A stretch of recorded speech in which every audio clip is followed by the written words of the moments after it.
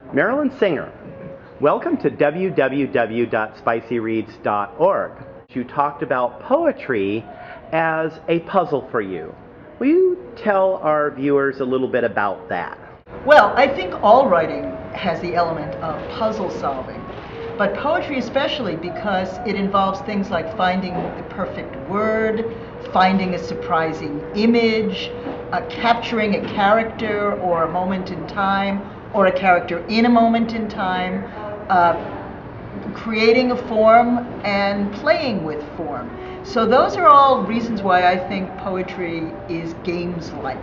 Speaking of form, Mirror, Mirror is probably my favorite book that you've done. And how many books have you done? Well, this year we'll see my 100th book plus. And, okay, can you name all those titles? Mirror, Mirror, Follow, Follow. The Course of True Love Never Did Run Smooth. My very first book was The Dog Who Insisted He Wasn't. How many years ago was that one? 1976 it came out. Wow, So you've been doing this a long time. I've been doing it a long time. Now, Mirror, Mirror, tell our viewers a little bit about its structure. Mirror, Mirror is a book of reversos. And the reverso is a form which I think I created, at least I hope so, although my husband came up with the name reverso. A reverso, it's one reverso, two poems. You read the first down, and it says one thing, and then you read it back up with changes only in punctuation and capitalization, and it says something different. And it has to say something completely different, otherwise it's what one blogger's kid called a samo. A samo. I love that. I have a lot of samos that my students have tried to write, and when they try to write them, they say, wow, that's hard. And I think what that does is gives them a new respect for how we play with language, how we work with language. The Boy Who Cried Alien, that has some game playing in that as well. It has quite a bit of games playing, actually. It started as a book of poems that told a story. And I used some silent movie type titles to advance the plot.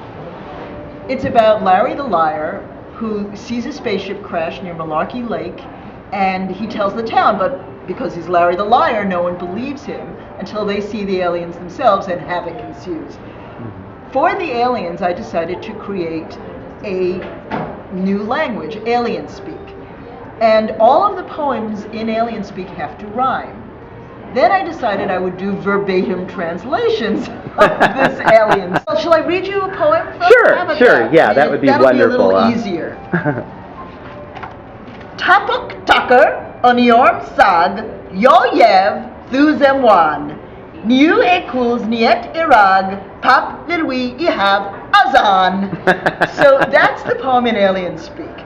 And there is a verbatim translation, which you can find in the back of the book. To translate the poems, you just reverse the first and last letters. So it's like word reversos. Right, right, word reversos. Unless it's a plural, then you keep the S in place, or if it's past tense, you keep the ED. Or if it's the second Sunday on a Tuesday after a full moon. That's right, and then you just wave your hat in the air and go, woo!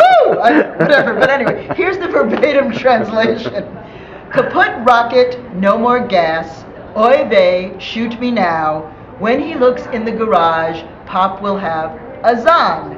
Now, Zan is a bovine-like creature on the aliens' planet. And by the way, the name of the planet is Yeah. And so you can't really translate Zan, but you can't do a verbatim translation, but you can do a literary translation. And I decided, because I am certifiably nuts, that I would also write literary translations for all of the poems, and that they would also have to rhyme. So here's the literary translation. Busted thrusters out of power, yikes, we've done it now. When he sees we took the ship, Dad will have a cow. You've won awards for your writing, Parents' Choice Award. Yes, it did, and I just found out about that even though it won last spring. And it also won Dog Writers Association of America in the children's book category. What is it about poetry that you find so compelling? I have always loved it. I seriously mean that. My parents read to me a lot. And Did they read poems? Yes, and that's the interesting thing. They read all kinds of things, especially little golden books and a lot of fairy tales. Yeah. But they read me poetry, and we had things like it was a little golden book collection of children's poetry, and it had Robert Louis Stevenson and Eleanor Wiley and all these other people. And I really loved it. But the other important thing is that my dad especially used to sing to me every single night. He did not sing Rockabye Baby. He did not sing whatever the other children's songs are. He sang the popular songs of the day. So I got to hear lyrics by Cole Porter, Ira Gershwin, Johnny Mercer, and those people are incredibly talented poets. And I think the musicality of it really appealed to me. Plus, I like to sing. So now, teachers often tell me, I have no trouble teaching poetry in my classroom. I absolutely love it. Like you, I can't even imagine living without it. Mm-hmm. Teachers say they just can't do poetry in school. What would you tell them? First of all, I would tell them that they need to read more of it themselves. Seriously, I would say that. And they need to realize it's not threatening, that a lot of it is fun. Not all of it is humorous, but it still is fun in a different sense of the word, because it gives you insights. That's the first thing. But then, to be more practical, here's a little tip I gave to a teacher just today.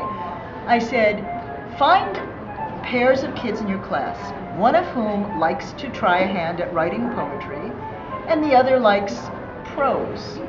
Have them both write on the same topic, and read those things out loud and show how a topic can be handled in different genres. With my books, you can do all kinds of crazy things. Make up your own language and use The Boy Who Cried Alien with that. I have a book called The Superheroes Employment Agency.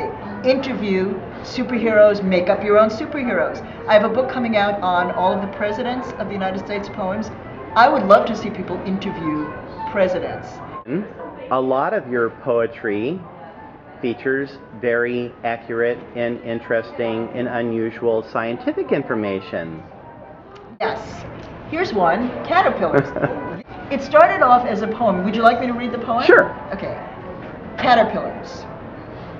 Caterpillars smooth, caterpillars hairy, munching in a giant bunch, lunching solitary. Caterpillars still, caterpillars crawling, weaving through the twigs and leaves, hanging without falling. Caterpillars plain, caterpillars glowing, casting off their last tight skin.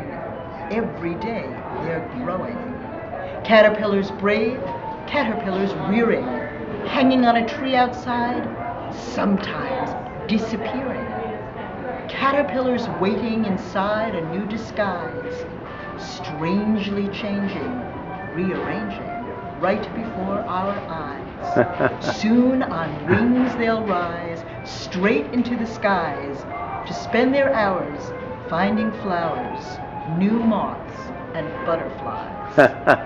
So it started with that poem, and then I got this idea that we could take each line and write a prose section that would explain what that line is about. Before we go, your newest book, or maybe it isn't your newest book. There we go, that's perfect. These are my two newest. And which one is 100 and which one is 101? Well, we don't know. Let's say they're both 100 or Oh, 101. okay. I don't know. But this is Follow, which just came out last week. And it is the follow-up to Mirror, Mirror. It's more reversos based on fairy tales, also illustrated by the amazing Jose Mas. And this is coming out next month.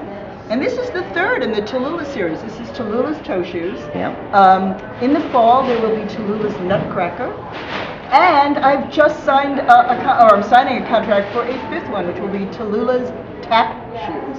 Last words for viewers about poetry or Marilyn Singer or pickles. Pickles. Pickles. I just hope that people enjoy poetry. And as I said at the end of the speech I just gave today, when you play the game of poems, everyone is a winner.